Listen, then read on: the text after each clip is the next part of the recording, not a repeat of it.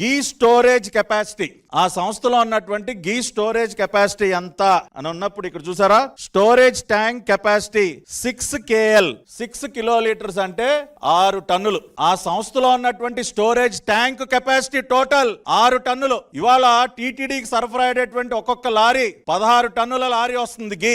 6 టన్నుల storage capacity tank తో మీరు 16 టన్నుల లారీ అసలు ఎలా ఫిల్ చేస్తారు సార్? కామన్ సెన్స్ తో ఆలోచించండి. ఇప్పుడు నా ప్లాంట్ లో కేవలం 6 టన్స్ నాకు స్టోరేజ్ అండి. 6 టన్స్ స్టోరేజ్ తో 16 టన్నుల లారీని ఎలా ఫిల్ చేస్తాను నేను? అది సాధ్యమేనా? అసలు సాధ్యమయ్యేటటువంటి పని కాదు.